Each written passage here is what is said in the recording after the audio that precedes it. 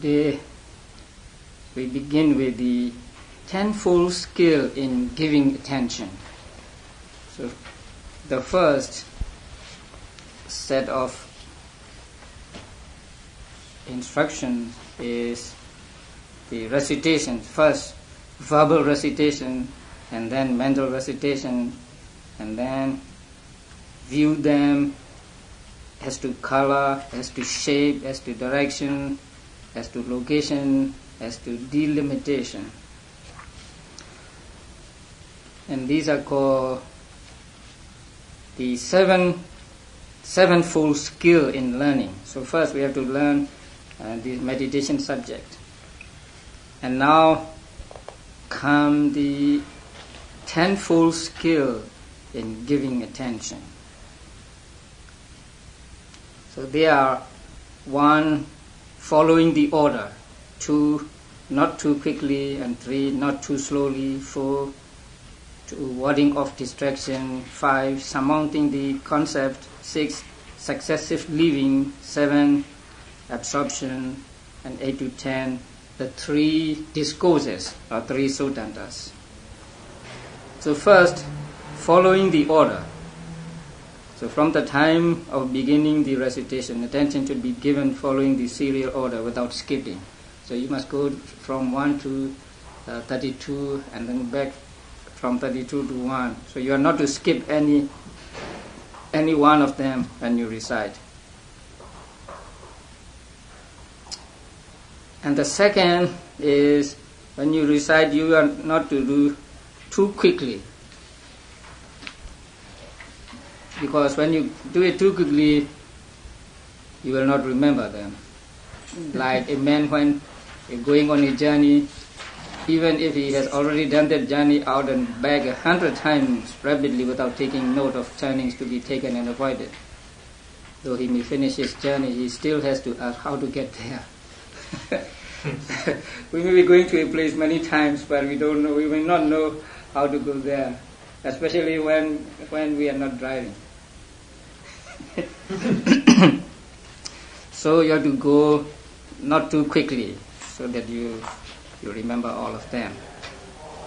And then the third is not too slowly. If you do it too slowly, then you will not come to the end of the recitation.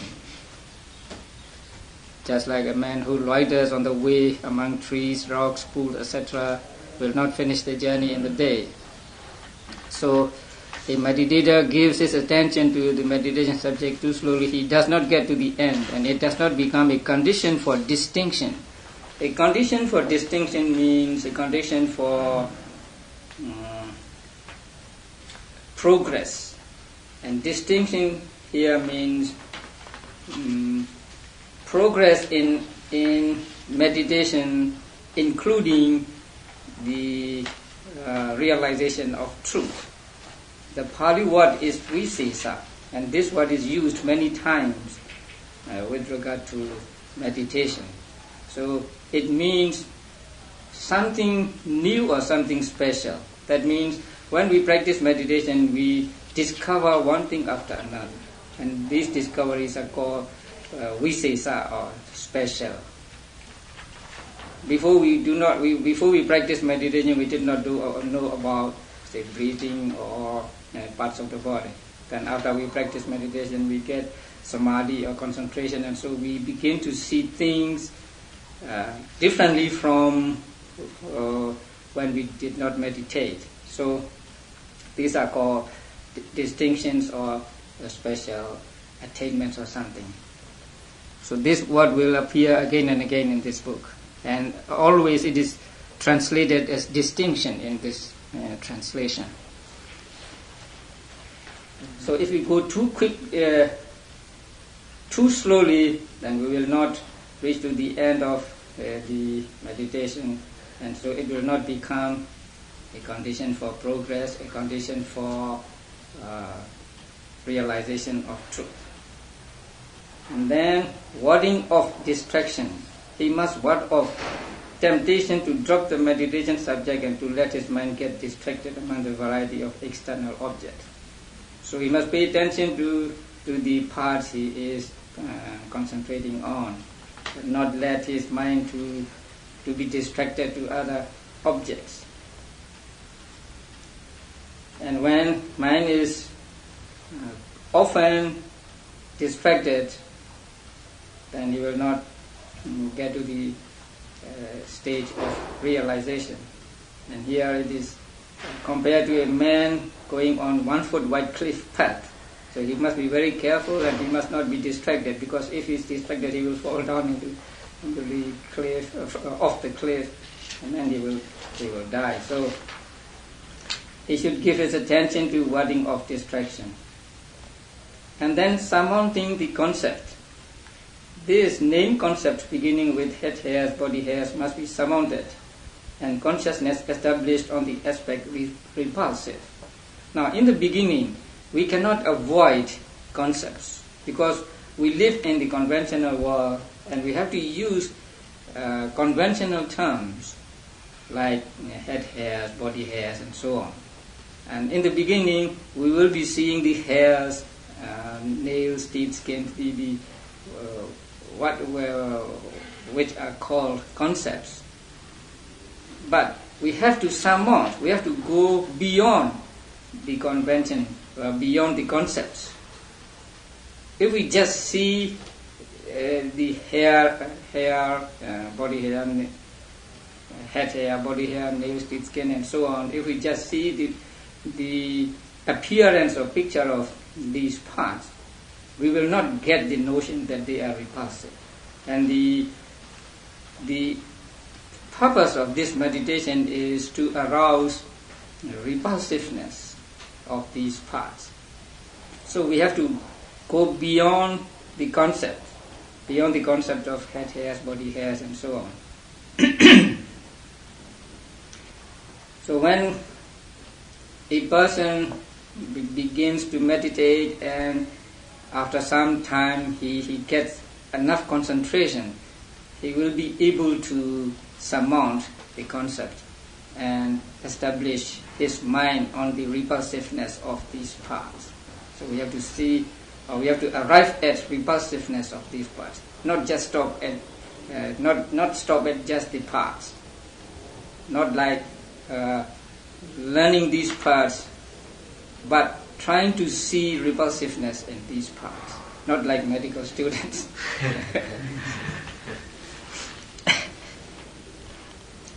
And then the next one is successive leaving. And in giving his attention, he should eventually leave out any parts that do not appear to him. That means that do not appear to his mind clearly. That he does not see clearly in his mind. Although the meditator tries to see them in his mind, some parts may not become clear to him, or he may not see clearly some parts.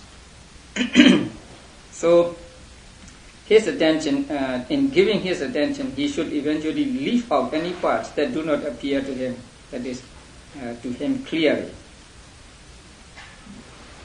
For when a beginner gives his attention to head hairs, his attention then carries on till it arrives at the last part. So, because he is familiar with these 32 parts, so he recites and he pays attention, and then his mind goes to the end and then come back and forth. But some parts may not appear to his mind clearly. So he should drop which do not appear clearly in his mind. So he must take only those that are clear to him. So this is called successive leaving. So leaving one after the other until you arrive at the last one. As he persists in giving his attention thus, some parts appear to him and others do not. Then he should work on those that have appeared till one out of any two appears the clearer. So he drops one by one until there are only two that are clearest to him, and then he tries to find out which is clearer among these two. So So he should arouse absorption by again and again giving attention to the one that has appeared thus. So eventually he ended with one part which is clearest to him. And then a simile is given here with the 32 palms and then a monkey and so on.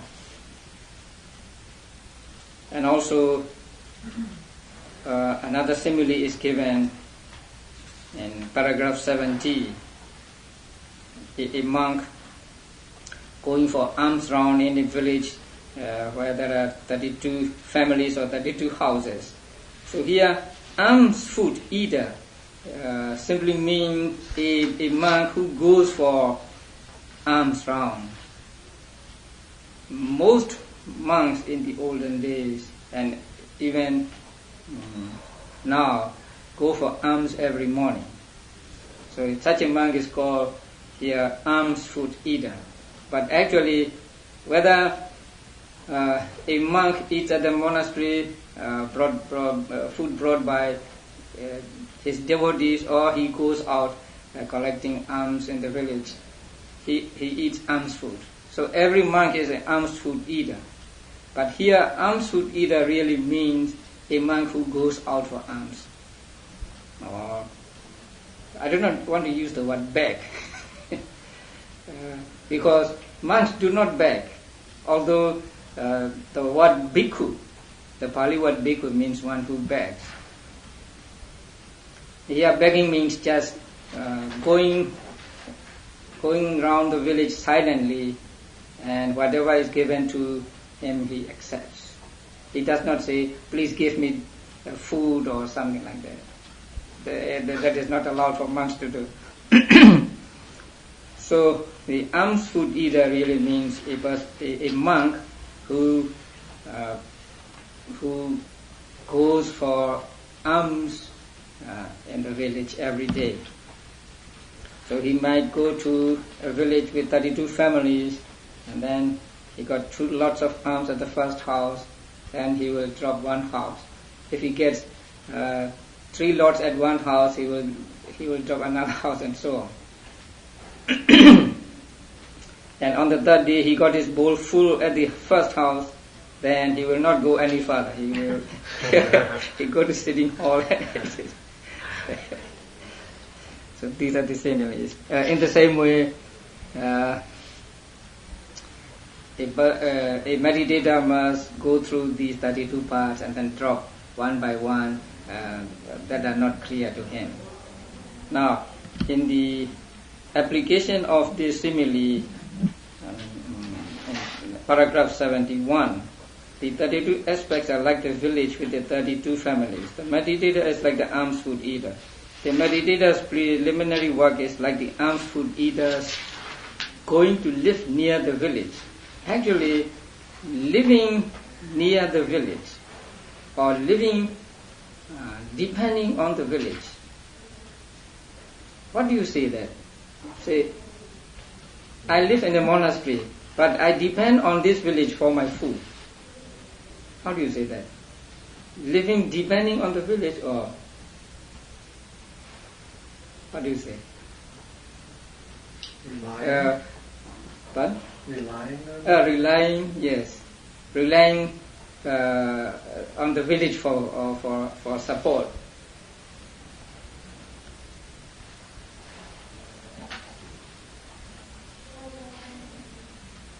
And then number 7, as to absorption. Absorption means jhana. So absorption part by part. There are 32 parts. So taking one part and you practice meditation on it, and you can get jhana. So the intention here is this: it should be understood that absorption is brought about in each one of the parts. So you can get 32 times of jhana if you take one part at a time. Say you take the part head hairs and then practice on it, meditation on it, and you get jhana. And then you can take body hairs as the object of meditation and then practice meditation, and you may get jhana again, something like that.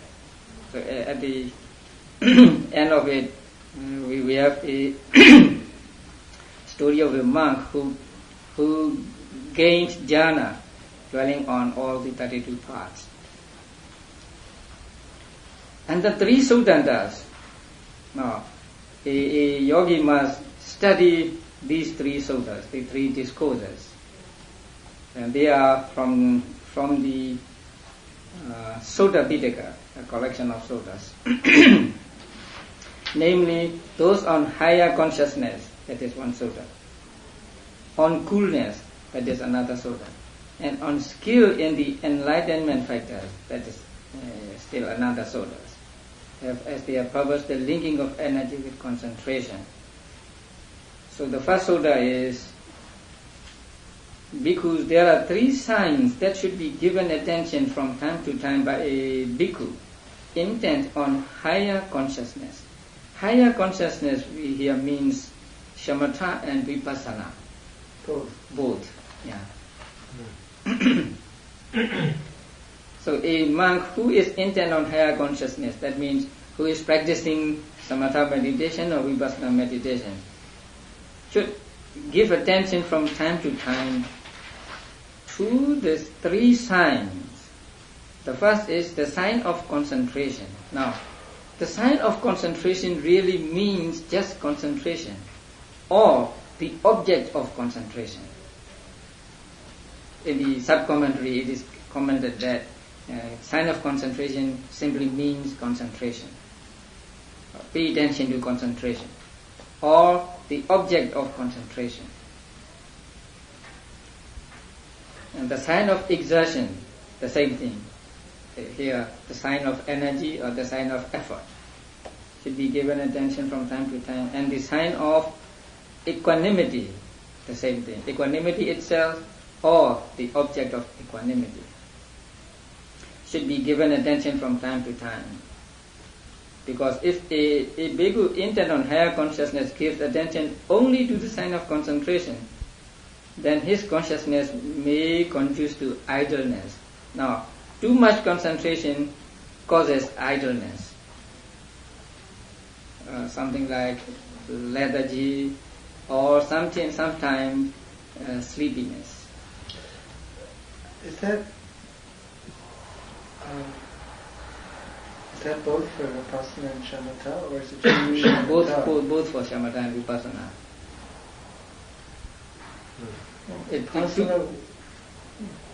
Too much concentration can cause. Too much concentration means concentration in excess of exertion or effort. When you get too much concentration, you simply lose effort or exertion becomes less. So in that case, too much of concentration leads to idleness, leads to sleepiness or something.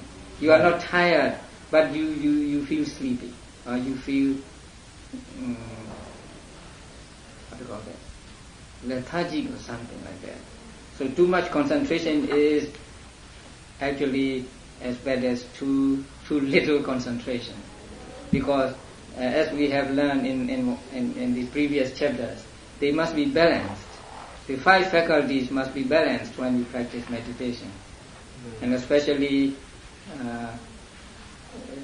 concentration must be balanced by effort. And too much effort will cause what? Too much effort to agitation. Now, if you have effort or exertion in excess of concentration, then agitation will come in. What's the word for concentration? Is sati? Concentration is samadhi. Oh, samadhi, not Right. sati. Oh, Yeah. okay. Sati is mindfulness. Right. So when there is too much energy, too much virya, then there is agitation. The example like Ananda near his enlightenment. Oh, yeah. Too much. Yes. Ananda was practicing meditation to become an arahant. He was so too eager, and he put too much effort. He walked up and down and practiced meditation so that he would become an arahant. But he couldn't achieve anything by that practice. So later on he stopped and reviewed his practice, and he saw that he had too much effort. So he slowed down, and then he was able to attain arahantship. So too much effort is also not good. And then if you pay too much attention to the sign of equanimity, what's that? Fall asleep. If a bhikkhu intent on higher consciousness give attention only to the sign of equanimity, then his consciousness may not become rightly concentrated for the destruction of kankas. Because it leads to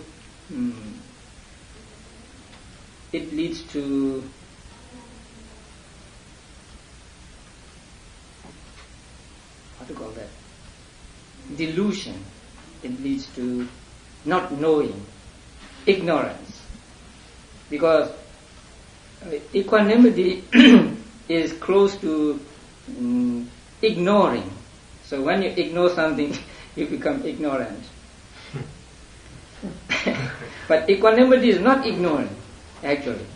It takes as object the thing, and he is not attached to it or not repulsed by it. And that is what is called equanimity. And there is another thing which is wrongly called equanimity, but actually it is not, and that is ignoring. Sometimes you ignore something and you say, I am with equanimity about that thing. But that is not equanimity, just ignoring. So too much of equanimity can lead to that ignoring, and so ignorance can come in. And then there can be no destruction of kankas or mental defilements.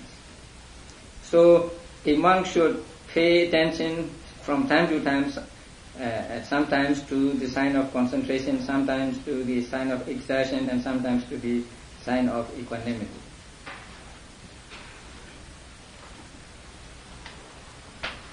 And then there is a simile of the goldsmith. The second sutta on page 267, paragraph 77 is, Bhikkhus, when a bhikkhu possesses 6 things, he is able to realize a supreme coolness of his mind. What 6? Here, bhikkhus, when consciousness should be restrained, he restrains it. So there are times when you have to restrain your mind. You are too elated or too happy with your practice, and if you are too elated and too happy, you will lose concentration. So you have to something like suppress your mind or restrain your mind. So when consciousness should be restrained, he restrains it. When it should be exerted, he exerts it. When consciousness should be encouraged, he encourages it. When consciousness should be looked on at with equanimity, he looks on at it with equanimity. And he is resolute on the superior state to be attained. He delights in Nibbana. Possessing these 6 things, a bhikkhu is able to realize a supreme coolness. So a person must know when to encourage his mind, when to suppress his mind, when to exert, and all these things. Then the third sutta is called the skill in the enlightenment factors. It is already dealt with in the explanation of skill and absorption. So chapter 4, paragraphs 51, 57. In the passage beginning, Bhikkhus, when the mind is slack, that is not the time for developing the tranquility, enlightenment factor, and so on. So the meditator should make sure that he has apprehended this 7-fold skill in learning well, and has properly defined this 10-fold skill in giving attention, thus learning the meditation subject properly with both kinds of skill. So whenever something is described in this book, it is described in detail and in very serious manner.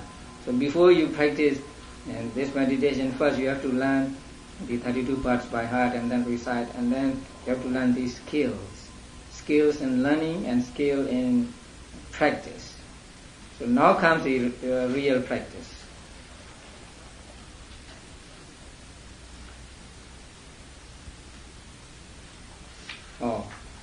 And there is a footnote here. PM explains. PM means the sub-commentary of Visuddhimagga. Sati Sati Ayatane, that is the Pali original, rendered here by whenever there is occasion, with tasmain, Pubba Hetu Adi Karane Sati, when there is this or that reason consisting in a previous cause. Actually, it should be when there is this or that cause accumulated in previous lives.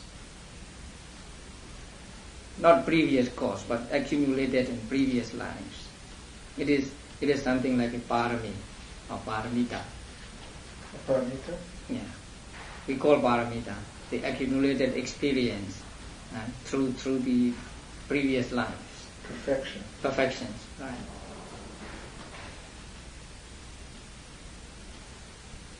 Now we come to the real practice. If it is convenient for him to live in the same monastery as the teacher, then he need not get it explained in detail thus.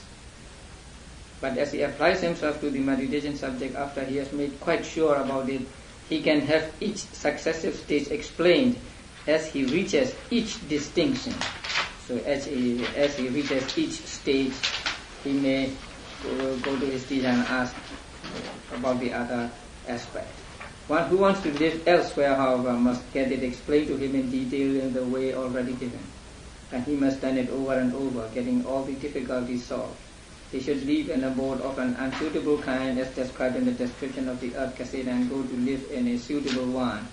So then he should sever the minor impediments and set about the preliminary work for giving attention to repulsiveness. So he should prepare properly for the practice of meditation. Avoid the unsuitable monasteries and live in a monastery which is suitable for meditation, and then sever the minor impediments. If his hair is long, he should cut his hair. If his nails are long, he cut his nails.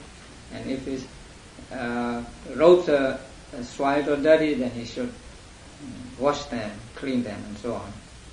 So that there is not even lesser impediments for the practice of meditation. And then he should set about it, when he sets about it, he should first apprehend the learning sign in head hairs. How? And then comes the description of these. So the color should be defined first by plucking out one or two head hairs and placing them on the palm of the hand. He can look at them in hair cutting place.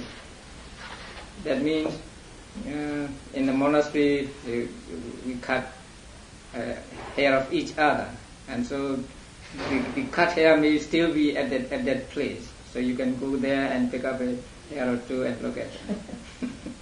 Or in a bowl of water or rice gruel. Sometimes there's hair in the rice gruel or in a bowl of water. So you look at it. If the ones he sees are black, when he sees them, they should be brought to mind as black. If white as white. If mixed, they should be brought to mind in accordance with those most prevalent. So there are more black, then you say black. There are more white, you say white. And as in the case of head hair, so too the sign should be apprehended visually with the whole of the skin pendant. That is the first 5. Having apprehended the sign thus, and defined all the other parts of the body by color, shape, direction, location, and delimitation, he should then define repulsiveness in 5 ways. That is by color, shape, odor, habitat, and location. And now we come to the individual parts. So the first is head hairs. And in the description of these 32 parts, there are words which are very difficult, because here the commentator describes each part, comparing with what were familiar to them in those days. And also there are names of trees and flowers which we don't know.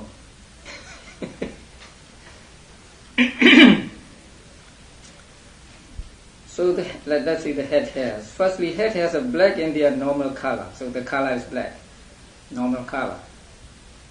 Maybe because the author was an Indian, and most Eastern people have black hair. He said that their normal color is black, but it may be different in the West. The color of fresh areca seeds, the areca seeds. So maybe we don't know what the name of the tree called areca. From this tree we get seeds of beads. We make beads with the seeds of this tree. They are black. As to shape, they are the shape of long round measuring rods. As to direction, they lie in the upper direction. Direction means part of the body, and the navel is the middle of the body, and upper direction means above navel, and lower direction means below navel. As to location, their location is the wet inner skin that envelopes the skull. It is bounded on both sides by the roots of the ears, in front by the forehead, and behind by the nape of the neck. As to delimitation, they are bounded below by the surface of their own roots, which are fixed by entering to the amount of the tip of a rice grain into the inner skin that envelopes the head, just a little bit. They are bounded above by space and around by each other. There are no two hairs together. This is their delimitation by the simile. Head hairs are not body hairs, and body hairs are not head hairs. Being likewise not intermixed with the remaining 31 parts, the head hairs are a separate part. This is their delimitation by dissimilar. There are two kinds of delimitation, by similar and by dissimilar. So by dissimilar means head hairs are not body hairs are not head hairs. They are separate parts, they are different. And then determination as to repulsiveness in 5 ways. Head hairs are repulsive in color as well as in shape, odor, habitat, and location. What is habitat? What is the difference between habitat and location? Habitat has to do with the interrelationship of other factors within the same area. Location doesn't have that interrelated aspect with other factors within the same area, I think. In the sub-commentary, habitat, or the Pali word asaya, is explained as an origin or cause. If you grow some plants, then the plant grows on the earth, and it gets nutrition from the earth. Mm-hmm. That is called asaya in Pali, because we have to differentiate asaya and the other one. Habitat and location. So we will read this paragraph. For one, seeing the color of a head hair in a bowl of inviting rice, gruel or cooked rice, people are disgusted and say, this has got hairs in it, take it away. So they are repulsive in color. Also, when people are eating at night, they are likewise disgusted by the mere sensation of a hair-shaped eka bark or makari bark fiber. They are names of trees. So they are repulsive in shape. And the odor of head hairs, unless dressed with the smearing of oil, scented with flowers, etc., is most offensive, and it is still worse when they are put in the fire. Even if head hairs are not directly repulsive in color and shape, still their odor is directly repulsive. Just as a baby's excrement, as to its color, is the color of turmeric, and as to its shape, it is the shape of a piece of turmeric root. And just as the bloated carcass of a black dog thrown on a rubbish heap, as to its color is the color of a ripe palmyra fruit, and as to its shape is the shape of a mandolin-shaped drum, left face down, and its fangs are like jasmine buds. So even if both these are not directly repulsive in color and shape, still their odor is directly repulsive. So too, even if head hairs are not directly repulsive in color and shape, still their odor is directly repulsive. Now, I think instead of but, we can say and, or we can just leave the but. Just as pot herbs that grow on village sewage in a filthy place are disgusting, because this is description about with regard to habitat. So just as pot herbs that grow on village sewage in a filthy place are disgusting to civilized people and unusable, so also head hairs are disgusting, since they grow on the sewage of pus, blood, urine, dung, bile, phlegm, and the like. So they grow out of that. That is repulsive with regard to habitat. And these head hairs grow on the heap of other 31 parts, as fungus do on a dunghill. And owing to the filthy place they grow in, they are quite as unappetizing as vegetables growing on a charnel ground, on a midden, etc., and lotuses or water lilies growing in drains and so on. This is the repulsive aspect of their location.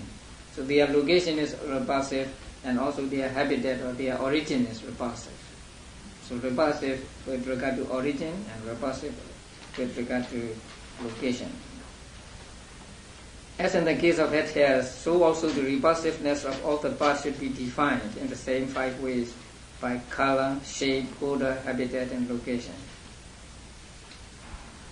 Here also, I want to leave the word however out. So we may say moreover or and. All must be defined individually by color, shape, direction, location, and delimitation as follows. Next, body hairs. So they are not difficult to understand.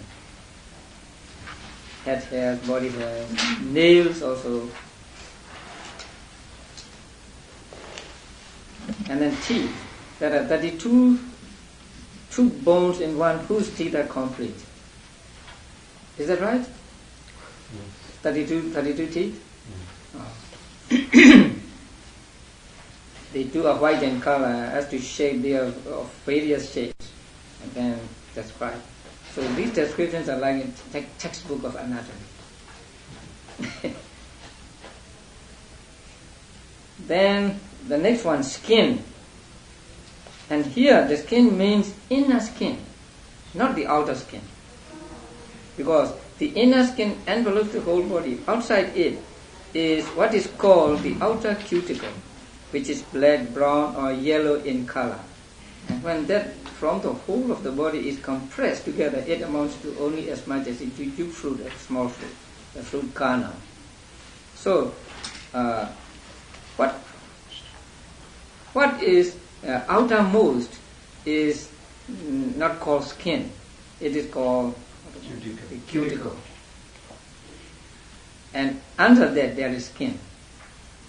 Sometimes we have a soul or something here, and then that cuticle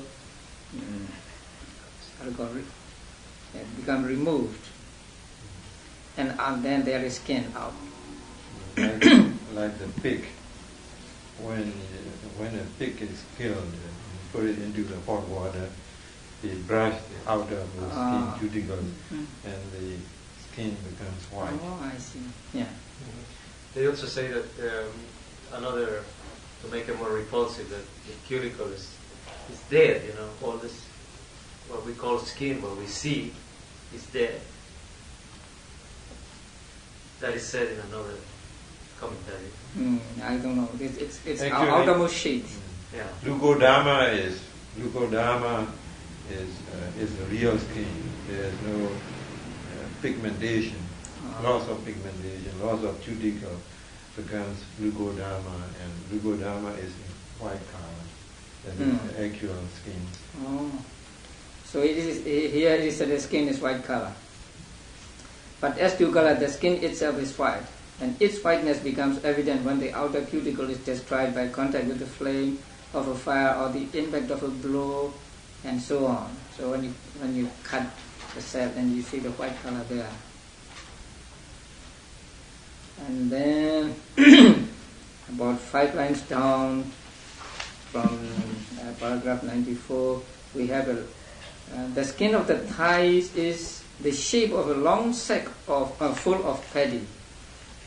Paddy really means uncooked rice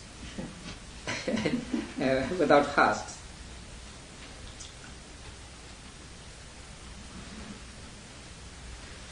And the next one is flesh. There are 900 pieces of flesh. Muscles and other things.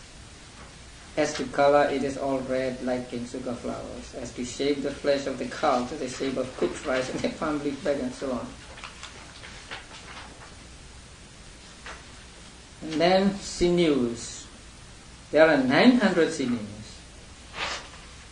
I don't know how they count these sinews. Because maybe monks do not dissect bodies. They may have learned them from physicians. And then color and so on. And about the middle of the paragraph there is the word tendons. Are tendons larger sinews? No? You see the word there? What is sinews? Yes, I'm sorry. What is sinews in Burmese? A jaw. Tendon, they may be the same. But here, the Pali word means larger sinews. Sinews is small, and larger sinews are called here Pali Kandara, and it is translated as tendons here. So I think tendons are bigger than sinews.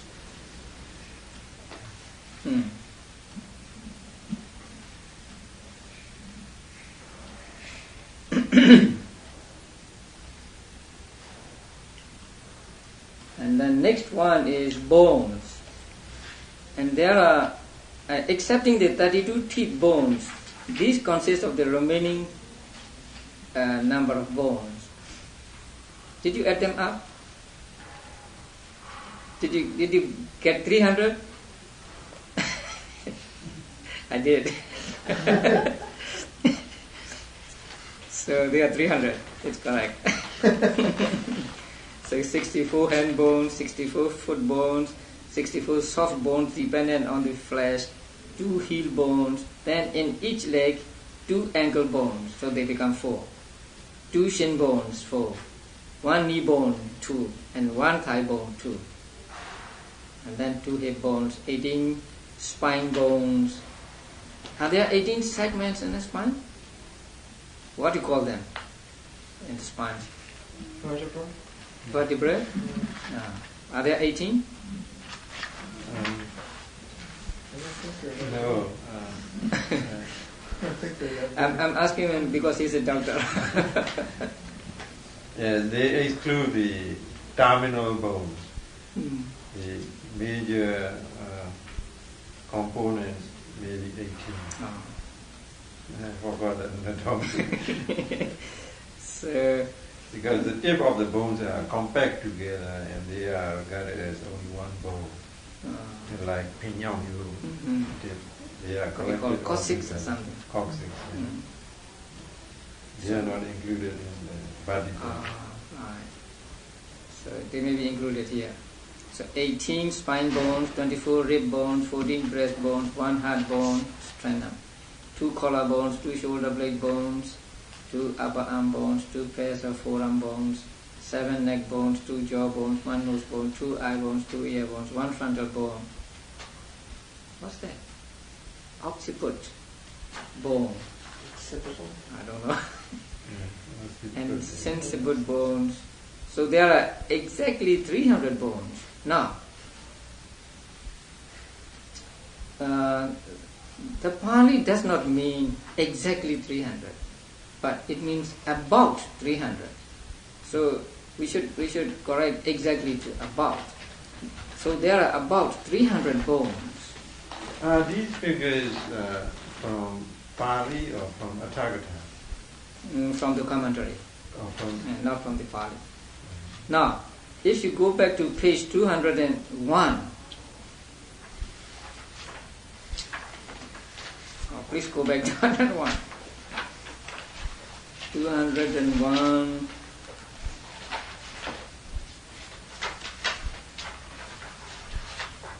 Paragraph 89. This is the body's nature. It is a collection of over 300 bones. So there are more than 300 bones. There are. So here, the word does not mean exactly, but it means about 300 bones. Because some bones are not mentioned in the list. So there are more than 300 bones in the body.